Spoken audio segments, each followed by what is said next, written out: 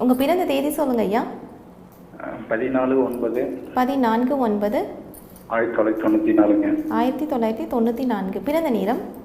பிறந்த நேரம் 12:36 PM. 12:36 PM. பிறந்த இடம் ஐயா? திருப்பூர் மாவட்டம் காங்கேயம். திருப்பூர். ராசி நட்சத்திரம் சொல்லுங்க ஐயா. ராசி தனுசுங்க. விருச்சிக இலக்கணம் போராட நட்சத்திரம். என்ன கேள்வி கேட்கிறோம் ஐயா? தொழில் என்ன மாதிரி பண்ணல அமையணும். தனுசு ராசி போராட நட்சத்திரம் விருச்சிக லக்னம். ஆமாங்க ஐயா. விருச்சிக லக்னம் தானா தனுசு லக்னமான்றதும் டவுட்டுங்க. இந்த பாருங்க, இப்போ நான் ஒரே ஒரு பாயிண்ட் தான் கேட்பேன். 30 வயசாச்சு. ஆமாங்க. 30 வயசில் சுக்கிரதசை நடந்திருக்கு. அதுக்கப்புறம் சூரிய தசை ஸ்திர வீடு, சந்திரன் உபய வீடு, செவ்வாய் 8ஆம் இடத்துல ராகு இருக்கிறாரு. இப்போ ராகு தசை வரப்போகுது. இந்த 30 வருஷத்தில் 31 வருஷத்தில் திருப்பூர் மாவட்டத்தை தாண்டி எங்கே போயிருக்கிறீங்க? எங்கேயுமே போகலீங்க. எங்கேயுமே போகல. சொந்த ஊரை தாண்டி எங்கேயுமே போகல. இருக்கிறேங்க. ஆமாங்க. நீங்கள் இதை தாங்க நான் சொல்கிறதுல எல்லாரும் இவர் லக்னத்தை மாற்றுறாருன்றாங்க. 5 நிமிஷம் கழித்து பிறந்திருக்கிறீங்க தனுசு லக்னத்தில். ஆமாம்.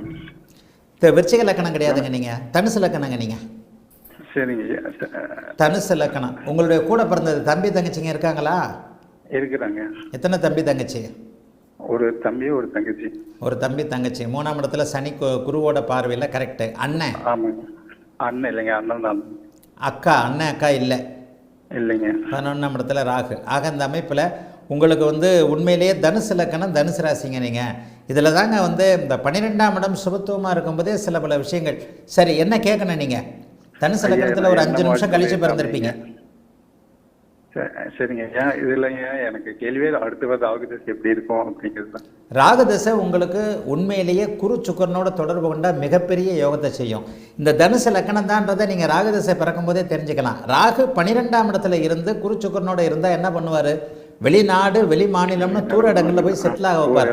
இந்த மாதிரியான அமைப்புக்கு தெளிவாக வெளிநாட்டில் சிட்டிசன்ஷிப் வாங்க வைப்பார். உங்களுக்கு வெளிநாட்டு ஆசைகள் இருக்கா? ஐடியா இல்லைங்க ஐயா. ஆனால் இப்போ பார்த்தீங்கன்னா மெட்டீரியலைஸ் தான். ஒன்றும் ஐடியா இல்லை. ராகுதசை ஆரம்பிக்கிறதுக்கு 2-3 வருஷத்துக்கு முன்னாடியே அந்த கான்டாக்ட்லாம் அவர் கொடுத்துருவார். 8ஆம் இடத்துல செவ்வாய் இருந்தாலும் தூர இடங்களுக்கு அனுப்பிச்சி வச்சுருப்பார். எந்த விதத்துலையும் 8ஆம் இடத்துலையும் அந்த கான்டாக்டே இல்லையே. சந்திரதசை முழுக்க பயங்கர கஷ்டமாக இருந்தது அவங்களுக்கு? இல்லைங்க ஐயா. இல்லை, எந்த ஒரு கஷ்டமே இல்லைங்க. கஷ்டமே இல்லைங்களா?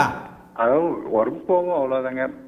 புரியலைங்க. மற்றபடி வேலைக்கு போகிறோம் வீடு வரோம் அவ்வளோதான். அப்படித்தான் இருந்திருக்குதுங்க. முன்னேற்றம், அதாவது கஷ்டங்கள்லாம் இல்லை, முன்னேற்றம் இல்லைன்னு வச்சுக்கலாமா? முன்னேற்றமே இல்லைங்க. இப்படியே அதாவது வளர்பிறை சந்திரன் லக்னத்தில் இருக்கிறாரு. வளர்பிறை சந்திரன் தனுசு லக்னத்தில் இருக்கிறார். முன்னேற்றமே இல்லையில. 8ஆம் அதிபதி முன்னேற்றத்தெல்லாம் கொடுக்க மாட்டாருங்க. சாப்பாட்டை மட்டும்தாங்க கொடுப்பாரு. சரி சரிங்க. 8ஆம் அதிபதி சாப்பாட்டை மட்டும்தான் கொடுப்பாரு. சரி. இந்த இடத்துல ராகு 2026ஆம் வருஷத்துல இருந்துதான் உங்களுக்கு யோகத்தை கொடுக்கும்.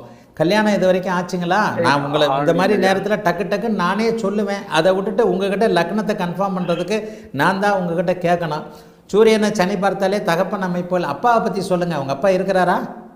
இருக்கிறாருங்க. அவர் 2 பேரும் பேசிக்குதுங்க. நீங்கள் சொன்ன மாதிரி சனி பார்க்குறாரு இல்லைங்க. அது மட்டும் ஒத்துக்குவீங்க. 9ஆம் இடத்துல சனி இருந்தாலே அப்பா சரியாக இருக்க மாட்டாருங்க. அப்பாவுக்கும் நமக்கும் ஆகாது. அப்பாவும் குடும்பத்தில் பெரிய அளவில் ஒட்டுதலாக இருக்க மாட்டாருங்க. அதேதாங்க. 9ஆம் இடத்துல சனி இருக்கிறாருங்க. நீங்கள் தனுசு லக்கணங்க. இந்த ஒரு சின்ன 2-3 பாயிண்ட்லேயே கண்டுபிடிச்சிடலாங்க லக்னத்தை. ஐயா, நீங்கள் 5 நிமிஷம் கழித்து பிறந்திருக்கிறீங்க. சரிங்க. 4-5 நிமிஷத்தில் லக்னம் மாறுது. 12:41க்கு லக்னம் மாறுது. 12:41க்கு லக்னம் மாறினாலே அதங்க ஐயா லக்கணம் செஞ்சு இருக்கு. அது எனக்கு தெரியுங்க. அந்த டைம் இதுதான் சொல்கிறாங்க. நீங்கள் தனுசு லக்கணம் இன்னும் கொஞ்சம் டெப்த்தாக போனோம்னா எல்லாத்தையும் உங்கள் தனுசு லக்கணத்துக்கு அடிப்படையிலேயே சொல்லுவீங்க. தனுசு லக்கணத்தின் அடிப்படையில் 7ஆம் இடத்துல செவ்வாய், 8ஆம் அதிபதி போய் சந்திரன் போய் நல்ல வேலையாக வளர்பிறை சந்திரனாக இருந்ததுனால சாப்பாட்டுக்கு துணிமணிக்கு பஞ்சம் இல்லாமல், ஆனால் முன்னேற்றம் இல்லாமல் சந்திரதசை முழுக்க போயிருக்கும். செவ்வாய் தசையும் ஓரளவுக்கு இப்படி தான் இருக்கும். கல்யாணம் ஆகிருக்காது. 7ஆம் அதிபதி புதன் வலுத்து உச்சமாக இருக்கின்ற காரணத்தினாலையும், சுக்கிரன் குரு ராகுவோடு சேர்ந்திருக்கிற காரணத்தினாலையும் ராகு தசையிலேருந்து தான் வாழ்க்கை நல்லா இருக்கும். ராகு தசைக்கு பிறகு வலிமையான வாழ்க்கை உண்டு. அதுங்க எந்த மாதிரி தொழில் அமையுங்க? என்ன பண்ணலாம் தொழில்? ராகு தசையில் நல்ல விதமான சனி தான் முதல்நிலை சுபத்துவம். ராகு சுக்கரனுடைய வீடு. முதல்நிலை சுபத்துவத்துடைய தொழில் அமையாது. செவ்வாயோடைய தொழில் தான் செவ்வாய் தான் முதல்நிலை சுபத்துவம். சனியோட தொழில் அமையுங்க. இன்ஜினியர் மெஷினரி சம்மந்தப்பட்ட தொழில் தான் அமையும். ஏன்னா செவ்வாய் தான் முதல்நிலை சுபத்துவம். சந்திர குருவின் பார்வையில் ஒரே நேரத்தில் இருக்கக்கூடியது செவ்வாய். அப்போ மிஷனரிஸ் சம்மந்தப்பட்ட, விவசாயம் சம்மந்தப்பட்ட, கால்நடை சம்மந்தப்பட்ட, இரும்பு சம்மந்தப்பட்ட இந்த மாதிரியான தொழில்கள் ராகுதிசையில் அமையும். ராகுதிசை உங்களுக்கு பெரிய யோக திசைங்க. குருச்சுக்கிர தொடர்புகளில் ராகு இருந்தாலே மிகப்பெரிய யோகத்தை செய்வார். அதனால் ராகு திசையை ரொம்ப நல்ல விதமாக இருக்கும். இது வரைக்கும் இருந்து வந்த ஒரு தேக்க நிலைமை, ஆமாங்க, ஒரு முன்னேற்றமே இல்லைங்க. அந்த முன்னேற்றம் இல்லாத இருந்த நிலைமை அப்படியே ராகு திசையில் மாறும். இன்னும் 2 வருஷம் கழித்து பார்க்கும்போது ரொம்ப நல்லா இருப்பீங்க. ராகுதசை குருபக்தியில் ஒரு யோக குழந்தை பிறக்கும். ராகுதசை குருபக்தியிலிருந்து வாழ்க்கை நல்லா இருக்கும். வாழ்த்துக்கள். ராகுதசை மட்டும் இல்லை, குருதசையும் நல்லா இருக்கும்.